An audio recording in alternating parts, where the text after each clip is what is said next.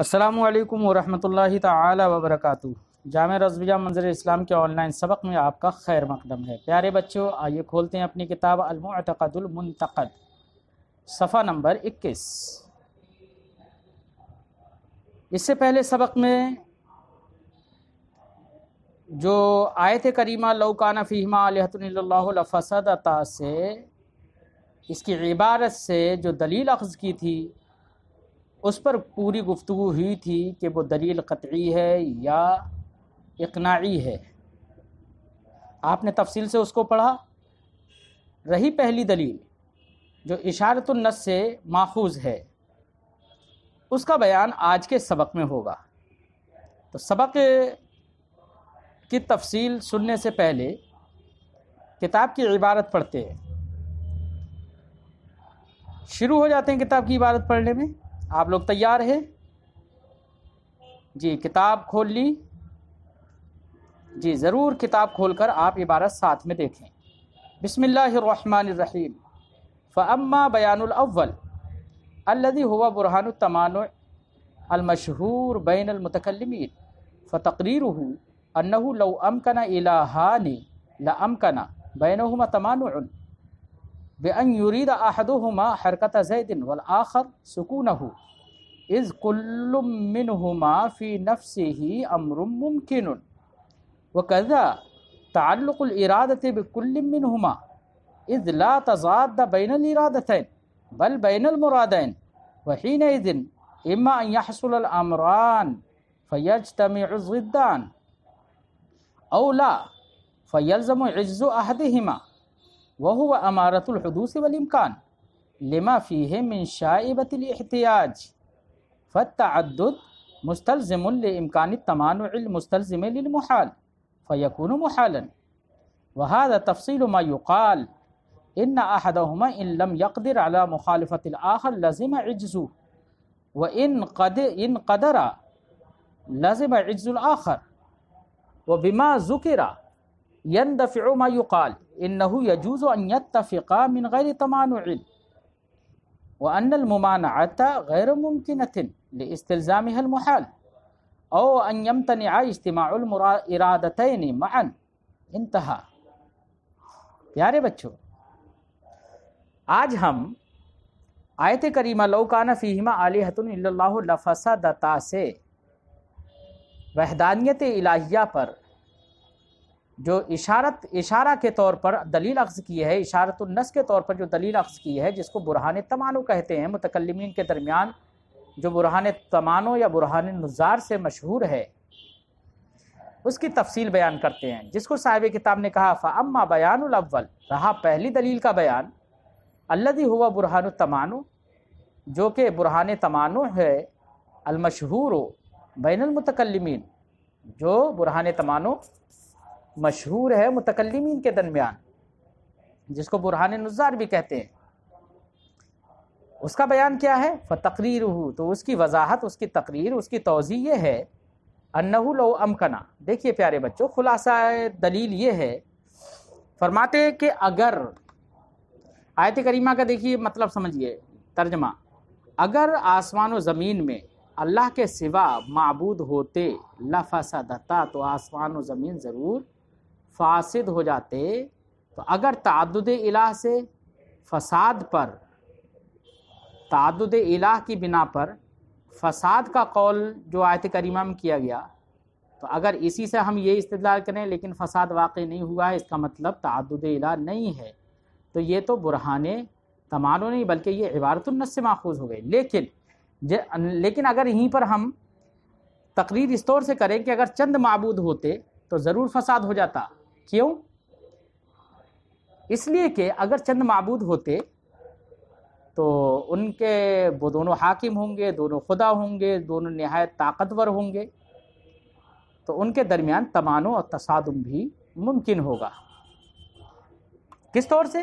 کہ ان میں سے ایک چاہے گا کہ میں کائنات کو کسی اس طرز پر چلاؤں، دوسرا چاہے گا میں اس کائنات کو اس طرز پر نہ چلنے دوں، کوئی چاہے گا کہ میں سورج مشرق سے نکالوں، کوئی چاہے گا کہ میں سورج مشرق سے نہ نکلنے دوں، کوئی چاہے گا کہ میں چاند مغرب سے نکالوں، دوسرا چاہے گا میں چاند کو مغرب سے نہ نکلنے دوں، کوئی چاہے گا کہ زید حرکت کرے، کوئی چاہے گا کہ زید حرکت نہ کرے۔ یہ تصادم اور یہ تمانع ان کے درمیان ممکن ہوگا، یہ امر ممکن ہے۔ کیوں؟ اس لیے کہ دو طاقتور، دو صاحب اقتدار جب ایک جگہ جمع ہوتے ہیں تو ان میں تمانع ہو سکتا ہے، اور ہوتا بھی ہے، ہوتا ہے۔ یہ وقوع تو اس کے امکان پر مزید دلیل ہے۔ تو یہ تمانع ہو سکتا ہے کہ ایک حرکت زید کا ارادہ کرے اور دوسرا اس کے سکون کا ارادہ کرے۔ کیوں؟ اس لیے کہ دونوں میں سے ہر ایک سے ارادے کا تعلق ہونا یہ امر ممکن ہے۔ ارے بھئی، سکون زید سے بھی ارادہ متعلق ہو سکتا ہے اور حرکت زید سے بھی ارادہ متعلق ہو سکتا ہے۔ آپ سوچیں کہ سکون زید اور حرکت زید دونوں متنافیین ہیں، متناقضین ہیں، متضادین ہیں، تو دونوں سے ارادہ کیسے متعلق ہو سکتا ہے؟ تو جناب دونوں سے ارادہ کے تعلق میں کوئی قباحت نہیں ہے، ارادہ تو ممکن ہے، ارادہ متعلق ہو جائے گا۔ نئی طور کہ دیکھیے، میں کتاب کو پڑھانے کا ارادہ کروں اور آپ کتاب کے نہ پڑھانے کا ارادہ کریں، تو چونکہ ارادے کے محل الگ الگ ہیں، ارادے کا محل ارادہ کرنے والا ہوتا ہے، اور ارادہ کرنے والے جب الگ الگ ہیں تو الگ الگ محل کے ارادے، اگر ایسے دو ارادے متعلق ہوں تو اس میں کوئی حرج نہیں۔ ایک ہی کتاب کے کھولنے اور نہ کھولنے سے دونوں ارادے متعلق ہو سکتے ہیں۔ ایک وقت میں اس وقت چاہ رہا ہوں کہ آپ پڑھیں، آپ اس وقت چاہ رہے ہیں کہ نہ پڑھیں، تو دیکھو چونکہ ارادے کا محل الگ الگ ہے، اس لیے دونوں ارادے، اگرچہ دونوں کے ارادے کا تعلق جس چیز سے ہے وہ تو ایک وقت میں نہیں ہو سکتا کہ پڑھنا بھی ایک وقت میں ہو جائے، نہ پڑھنا بھی، لیکن پڑھنے اور نہ پڑھنے دونوں کا ارادہ ایک وقت میں ہو سکتا ہے، کیونکہ دونوں کا محل الگ الگ ہے۔ اسی طریقے سے حرکت زید اور سکون زید دونوں میں سے ہر ایک سے ارادہ متعلق ہو سکتا ہے نا، کیونکہ دو ارادوں کے درمیان کوئی تضاد نہیں۔ تضاد تب ہوتا جبکہ دونوں کا محل ایک ہوتا، بلکہ حقیقت تو یہ ہے دونوں مرادوں کے درمیان میں بھی کوئی تضاد نہیں ہے، کیونکہ آپ نے کتاب کے نہ پڑھنے کا ارادہ کیا اور میں نے کتاب کے پڑھنے کا ارادہ کیا، تو نہ پڑھنا اور پڑھنا یہ دونوں ہم دونوں کی مراد ہیں، اور ان دونوں مرادوں میں بھی کوئی تضاد نہیں ہے۔ ہاں، دونوں مرادوں میں تضاد ہوتا کب ہے؟ جبکہ محل واحد میں دونوں کا وقوع ہو۔ تو بے اعتبار وقوع، یعنی ایسا نہیں ہو سکتا کہ اسی کتاب کو پڑھا بھی جائے اور اسی کتاب کو اسی وقت میں وہی شخص نہ بھی پڑھے، تو دونوں ارادوں کا ایک وقت میں ایک ہی شخص کی جانب سے وقوع تو نہیں ہو سکتا۔ وقوع میں تضاد ہے، نفس مراد میں کوئی تضاد نہیں ہے، اس لیے دونوں امر ممکن ہے۔ اس لیے امر ممکن کا امکان تو رہے گا ہی، اس لیے یہ امکان رہے گا کہ دونوں میں سے ایک حرکت زید کا ارادہ کرے اور دوسرا سکون زید کا ارادہ کرے۔ اور جب ایسا معاملہ ہوگا کہ دو خدا مان لو تھوڑی دیر کے لیے کہ دو خدا ہیں اور دونوں میں سے ہر ایک، دونوں میں تضاد اور وہ دونوں میں تصادم اور تمانع ممکن ہے، تو اب سوال اگلا یہ کھڑا ہوگا کہ یا تو دونوں کے ارادے حاصل ہو جائیں گے، دونوں امر حاصل ہو جائیں گے کہ ایک حرکت زید کا ارادہ کر رہا ہے اور دوسرا سکون زید کا ارادہ کر رہا ہے، تو دونوں کے یا تو ارادے حاصل ہو جائیں گے، معرض وجود میں آ جائیں گے۔ اگر دونوں کے ارادے حاصل ہو جائیں فیجتمع الضدان، تو یقیناً دو ضدوں کا اجتماع ہو جائے گا، کیونکہ بے اعتبار وقوع تو دونوں کا اجتماع نہیں ہو سکتا نا۔ اور اگر دونوں کے ارادے حاصل نہ ہوں تو اس کی دو صورتیں، کہ ایک کا ارادہ حاصل ہو اور دوسرے کا ارادہ حاصل نہ ہو۔ تو جس کا ارادہ حاصل نہیں ہوگا وہ عاجز ہو جائے گا، مغلوب ہو جائے گا، اور جس کا ارادہ پورا ہو جائے تو وہ غالب ہوگا۔ اور یاد رہے کہ عجز اور مغلوب ہونا یہ الوہیت کے خلاف ہے، یہ منافی الوہیت ہے، تو ہم نے اسے فرض کیا تھا الہ، اور ایسی صورت میں جب وہ مغلوب ہو گیا تو اس کا الہ نہ ہونا لازم آ رہا ہے۔ جب الہ نہ ہونا لازم آ رہا ہے تو فرض کیا تھا الہ، اور لازم آیا عدم الہ تو خلاف مفروض ہو گیا نا، اور خلاف مفروض باطل محال. اور یہ محال کیوں لازم آیا، بطلان کیوں لازم آیا؟ اس لیے کہ ہم نے اللہ کے سوا دو الہ فرض کر لیے تھے، اس لیے محال لازم آ گیا. اس لیے جس کی بنا پر محال لازم آیا وہ خود محال اور باطل ہوگا، اس لیے اللہ کے سوا چند معبودوں کا ہونا یہ بھی محال اور باطل ہوگا. مفہوم ذہن میں آ گیا بچوں؟ ترجمہ کرتے ہیں. فرماتے ہیں فتقریرہ، تو اس دلیل برہان کی، دلیل اور برہان تمانو کی تقریر یہ ہے، توضیح یہ ہے کہ انہو لو امکن الہان، اگر دو الہ ممکن ہوں، لا امکن بینہما تمانع، تو ضرور ان دونوں کے درمیان تمانع ممکن ہوگا. کس طور سے؟ تمانع ایک دوسرے کو روکنا. اس طور سے بے ان یرید احدہما حرکت زید، کہ ان میں سے ایک حرکت زید کا ارادہ کرے، والآخر سکونہ، اور دوسرا سکون زید کا ارادہ کرے. یہ دونوں ممکن ہے. کیوں؟ اذ کل منہما فی نفسہ امر ممکن، کہ دونوں میں سے ہر ایک فی نفسہ امر ممکن ہے. حرکت زید کا ارادہ کرنا بھی، حرکت زید بھی فی نفسہ ممکن ہے، اور سکون زید بھی فی نفسہ ممکن ہے. ایسے ہی دونوں میں سے ہر ایک سے ارادے کا تعلق بھی ممکن ہے، ارادہ متعلق ہو سکتا ہے. اذ لا تضاد بین الارادتین، کیونکہ دو ارادوں کے درمیان کوئی تضاد نہیں، بل بین المرادین، بلکہ تضاد جو ہے دو مرادوں کے درمیان ہے. وحینئذ، جب ان میں تمانع ممکن ہے، تو اب ایسے وقت میں، ایسی صورت میں، اما ان یحصل الامران، یا تو دو امر حاصل ہوں گے، دونوں امر حاصل ہو جائیں گے، کہ یعنی دونوں میں سے ہر ایک کا ارادہ پورا ہو جائے گا. دونوں میں سے ہر ایک کا ارادہ پورا ہو تو معنی لازم آئے گا کہ حرکت زید بھی ہو اور اسی وقت میں سکون زید بھی ہو.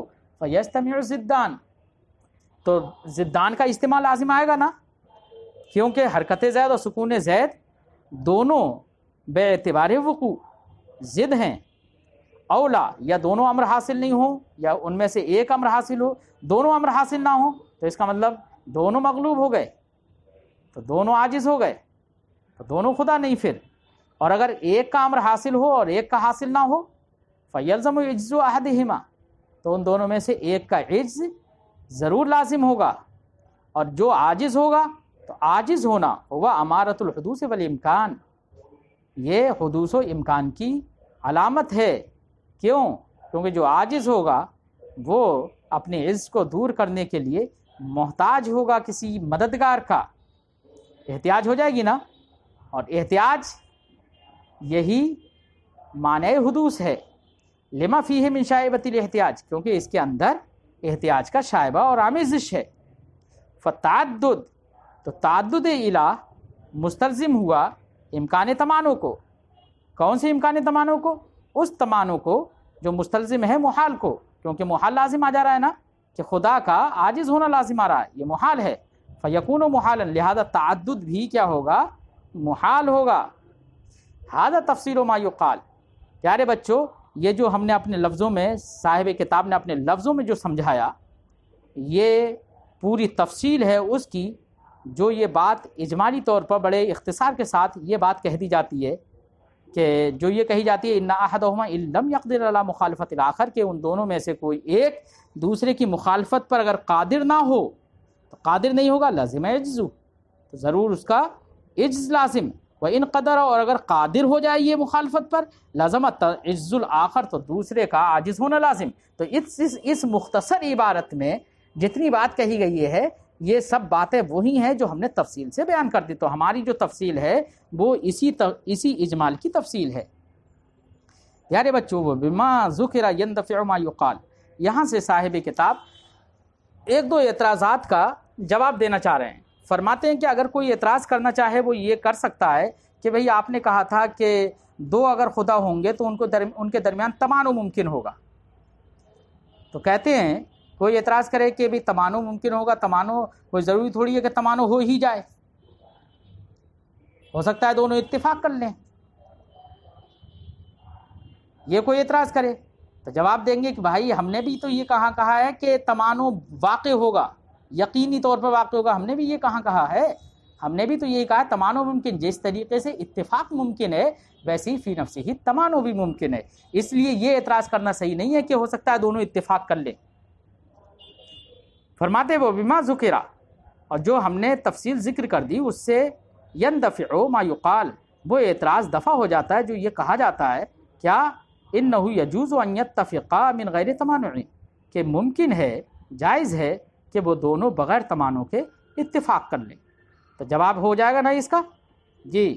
ایسے ہی کہ اور اعتراض کیا جاتا ہے، وہ اعتراض یہ ہے کہ ان الممانعۃ غیر ممکنۃ، کوئی اعتراض یہ کر سکتا ہے کہ یہاں پر جو تمانع ہو رہا ہے آپ نے دکھایا کہ تمانع ممکن ہے، کوئی یہ کہے کہ بھائی یہ تمانع اور یہ آپس میں ممانعت یہ ممکن نہیں ہے، کیوں؟ اس لیے کہ اس تمانع کی بنا پر محال لازم آ جا رہا ہے، اور وہ تمانع اور وہ ممانعت جو مستلزم محال ہو وہ خود محال ہوتی ہے، اس لیے یہ یہاں پر تمانع اور ممانعت محال ہوگی، اس لیے وہ ممکن نہیں ہوگی۔ تو فرماتے ہیں کہ ہمارے اوپر گفتگو سے اس کا بھی جواب ہو گیا، کیوں؟ اس لیے کہ تمانع کا امکان، اگرچہ یہ تمانع مستلزم محال ہے، محال کو مستلزم ہے، تو اس محال کو مستلزم ہونے کی وجہ سے یہ ممانعت نفس وجود میں محال نہیں ہوگی، کیونکہ محال تو اس سے جو لازم آیا وہ بعد میں، لیکن فی نفس ہی تو ممانعت پہلے ممکن تھی نا، ممانعت مانی تبھی تو محال لازم آیا نا۔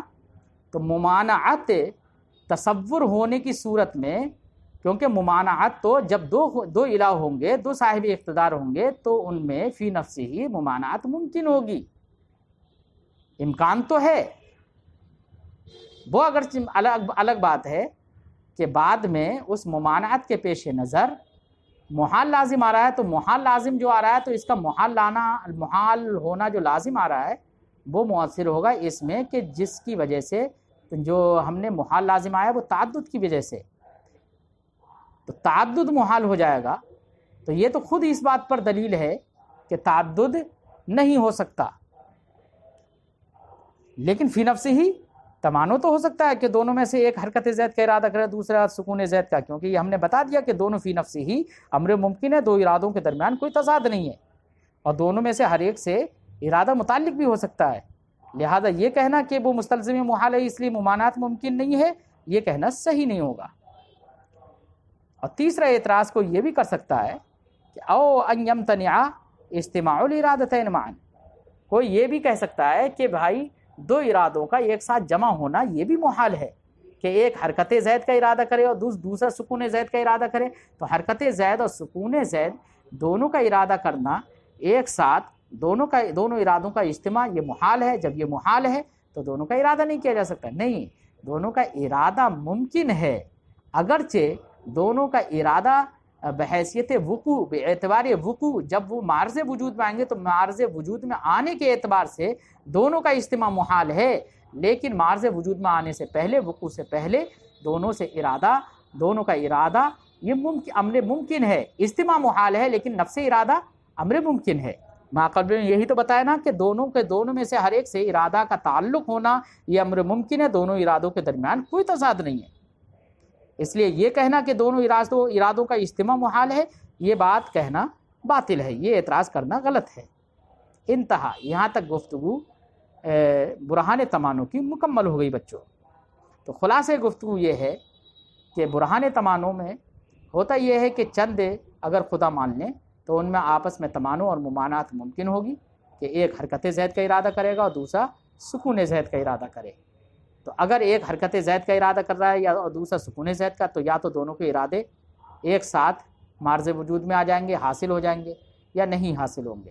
اگر حاصل ہو جائیں تو دونوں تو اجتماع نقیضین یا اجتماع ضدین لازم آ جائے گا، یا حاصل نہ ہو تو دونوں کے حاصل نہیں ہوں گے، تو دونوں عاجز ہو دونوں مغلوب ہو جائیں گے، تب بھی الوہیت کے منافی ہے وہ، کیونکہ احتیاج اس میں پالی جائے گی، جو عاجز ہوگا وہ محتاج ہوگا۔